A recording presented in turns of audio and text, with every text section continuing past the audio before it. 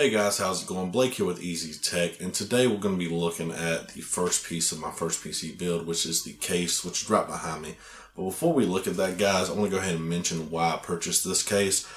In my first video, I believe I mentioned that I was going to do a budget build originally, and it was going to be around $700–800, and the original idea was maybe half of that due to some spare parts some buddies of mine had.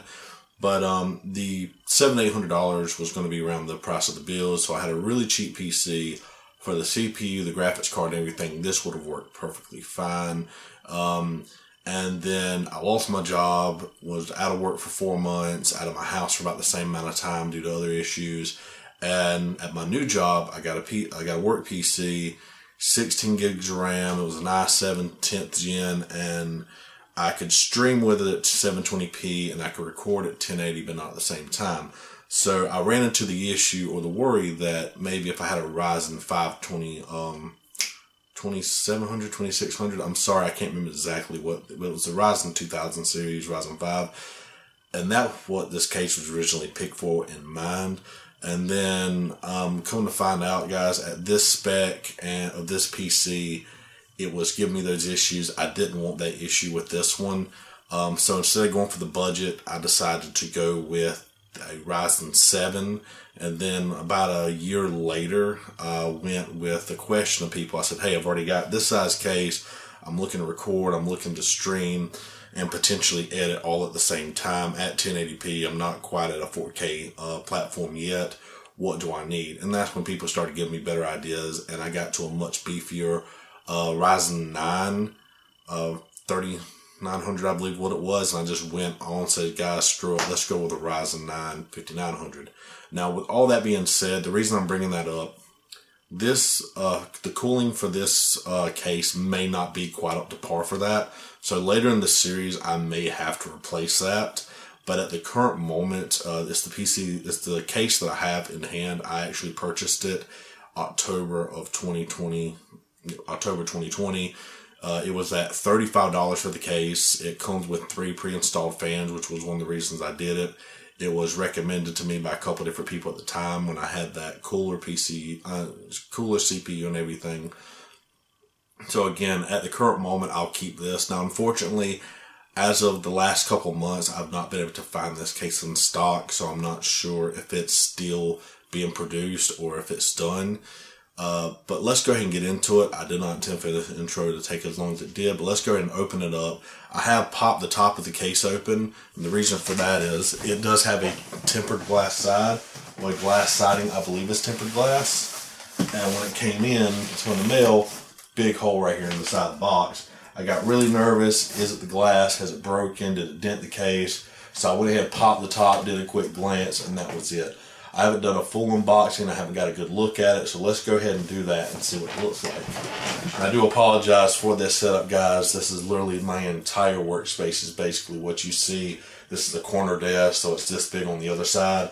That holds my PC, my Xbox, as you guys can see.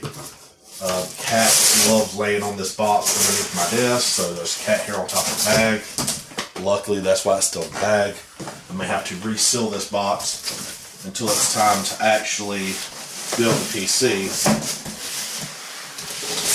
Just keep the cat off of it. Due to the fact that there is foam, there it is. If I don't drop it,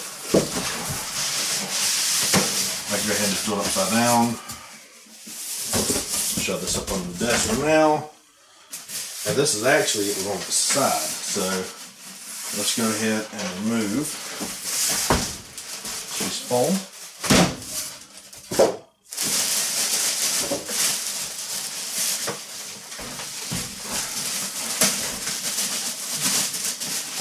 There we go. So the foam is removed. Bag. And let's get a look at it. Now, of course, this is the back. There does seem to be, there was a smudge there, but luckily that is gone. So it's not a dent. Get to the rest of this in a moment. The case is really light. I don't know the exact weight of it, but it is light. It's a good thing. I've got my hand on some cables here. So first, just to keep it simple and easy, let's look at the back. You have plenty of expansion card slots. The power supply area, the power supply area can handle any standard HCX format power supply. You have your I/O bay here for your motherboard. It comes with a blue pre-installed 120 millimeter fan. I originally thought this was an RGB fan. It does not seem to be the case. Let's go ahead. There's thumb screws on, nice, very nice to hold it on. Let's go ahead and look before we open up the case. Let's look at everything else. One unfortunate thing I did not think about at the time was this is a solid top piece. If I could go back, I would probably purchase with the higher CPU that I'm getting, or I'm planning to get. I probably got one with vents at the top so I can install more fans. But we will see how it turns out, and it'll be really interesting to find out how it actually works. I will probably be going with a water-cooled unit to cool the CPU. Since my room, unfortunately, in the summer when my house is set to around 70 degrees F or Fahrenheit, my room only gets to about 84 Fahrenheit. There's a laptop in here that is a solid state. It runs pretty good. It doesn't overheat too much. Normally, these two Xboxes do not run at the same time. I just have not removed the Xbox One since I've upgraded. So I've got laptop, monitor, and I've got one TV that I play on. So with that, it does have a potential of increasing the room temperature 10 to 15 degrees F. So eventually I need to remodel this room to a point where I can at least have an additional air vent. So the back is solid black. Looks like we can easily do the thumb screws, take it off. It has vents here on the side. Now the front, I'm actually a little disappointed, guys. I'll get to that in a moment. Now the vents, there's something on the bottom here. There's some on the bottom the other way. Looking at this originally, I thought this was a mesh front. That is a major red flag for me. I thought it was a mesh front. It wasn't. Was not going to be an issue originally, but that does cause an issue now. And another issue with this case is something I'll get to when I get inside. I've done a little research on it. Now, again, on the side we have this glass. I did not know 100% sure if it's tempered glass. It sounds like plastic. It feels like plastic. It says it has a clear glass side, but I think that's actually plastic. Has a mesh filter here that you can pull the tabs, and actually don't even have to pull the tabs. You can just pull that right off. So you have a mesh filter for the power supply. Also, it has these 4 feet with a metallic edge on the outside. There's a hole here. This is probably to yank the front off. I'll have to look at that later. But it may be just additional airflow. I will be sitting this probably on the floor since there's not going to be a major RGB aspect to it. And I do have a flat surface to put this on. My room is carpet, but I have a couple things with holes in them actually to provide additional length to this, so there should be plenty of airflow. And if it becomes an issue, then I will have to move it to my table, but that's neither here or there. I don't even have much of the computer. I have this and the storage for the operating system and everything. So that's something that we'll have to worry about when we get closer to the build. So now let's go ahead and open up the side panels. Due to the fact that there's less going in on the back side, we'll get to that first. Also, we'll go ahead and just take a short look at the top. There is a couple lights, of course. Seems to be a reset button potentially. I'll have to look at that. Maybe that's a type of release. I doubt it since this is one large panel. You have your on-off button with a nice click to it there. You have one USB 3 port. You have 2 USB 2 ports. I'm sorry, I'll try to keep eye contact with the camera. It's a problem that I have. I'll talk while I'm looking at it. You also have a headphone TRS jack and a microphone TRS jack. So if you have a TRS with a headphone and mic, that's not going to work. You'll need a splitter to go to this. Let's go ahead and remove these thumb screws and take a look at the back side. There is a very slight dent. It's not really showing up on camera. I'm sure I can barely see it. And due to the fact, again, this is the back side of it. It's the side people probably won't see that often. There's a piece here to grab. You just barely pull, and that comes right off. There's already some cabling for the front IO ran through this, as you can see. It has some wire ties. We'll probably get rid of that. I have zip ties and other things already due to cable management. We have one 2.5 inch solid state drive bay here to the back of where the CPU is going to be and the motherboard. You also have two, if you can see them well, you have two 3.5 inch hard drive bays here. Now, of course, you could just set solid state drives and something else in there, so that is a possibility. But you do have two of those there. Here, of course, is where the power supply goes. Plastic here. These are not metal, so I barely apply weight, and they seem, this bottom one seems to come out of place. Luckily, I'm not using hard drives, so that's okay. All these cables are labeled. We'll just put them back through there for now. And just, let's go ahead and leave that off. We'll move the feet over to the side, rotate it around, and make it a little easier probably for us to grab. And one thing I will say, guys, I did mention how this is not mesh. This is a solid panel. There is a crack here on both sides to allow airflow. And there's also vents here, but unfortunately these vents are beside the fan and potentially probably behind it. So you're not going to get much airflow through these vents. It's going to come through these cracks. If there's no replacement for this, I could very easily see myself, if I have to, butchering this and just making those holes. More than likely, if I do replace this, I'll probably keep it as a future build. Maybe if my channel grows, maybe I can build something for my nephew. He's a gamer, someone that's not going to be too hot or anything. Something that'll just get him moving. Okay, so these are on there relatively tight. Now the thumb screws do have a Phillips head port in the back. So if they are a little tight, or maybe if you're not very comfortable, then you can potentially use the Phillips head. I may have to do that to get that bottom one off. It's really tight, and for some reason, like the other one, my miniature toolkit here. Looks like a couple of my Phillips are missing. I'll need to find those and put them in there. Not good. Not good. Electronic person should have all his tools for... Nope. So I was very easily able to remove those once I pulled out the screwdriver. Not that it matters. I'll put these over here. Same as before. There's a piece here to grab. Barely slide, and it just comes right off. Releases. Yeah. Unfortunately, guys, this is not glass. It is plastic. One fortunate thing about that is you don't have to worry about it breaking as easily. But, I mean, it's $35, guys. I mean, what do you expect? Honestly, again, first build, I wasn't intending to put as much into it as I'm looking at now, so I didn't expect it to potentially cost. Cost a lot of money, because it just wasn't supposed to be that much to it. You have your literature here. It explains the process of plugging in the I/O connections. Has a look inside the case, shows you what goes where, the 2.5, the 3.5. Nothing about the upper bay.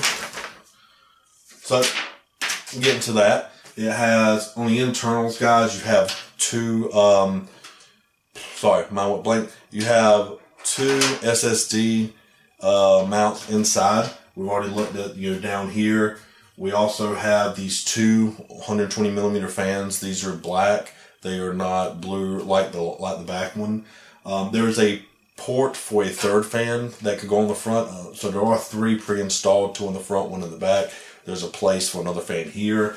Now, it doesn't have these vents on the side. You only have the crack right here. So I'm not sure how much another fan is going to work for you, but the potential is there to upgrade and install one. Maybe if you have one laying around, you can do that. Again, you have the connections for the fan there, these two ports here. Now, the thing here is, the interesting really thing about this port here, guys, this is your ODD port here, your 3.5 inch ODD, I'm sorry, 5.25 inch ODD port. This is for CD players and stuff like that normally. This is normally what this is for, but the interesting thing, there's nowhere to use it.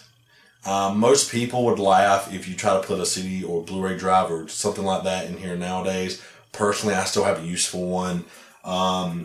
I like to record my kids' events and stuff at schools, and I like to record family events. And when I give it to families, some people don't really use computers that much still. Some would like a DVD. I could burn all that to a DVD, have that port there.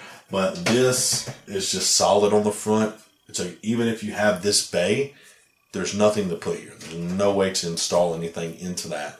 So that's really interesting. I'll just have to use an external Blu-ray drive, DVD drive, which I already intended to do.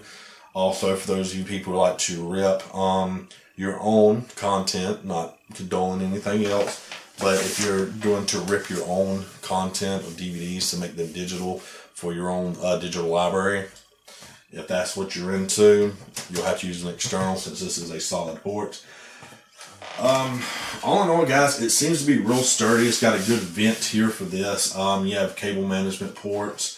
Unfortunately, you're not going to have any of like the brush type of seals or anything or flaps that cover your cables. You're going to see them go right through. So management is going to be key because you don't have the additional features to help hide how messy your cable management is. So if you want to show it off to people, you're going to want to make sure you have it as clean as possible, at least on the front if people are seeing through the glass.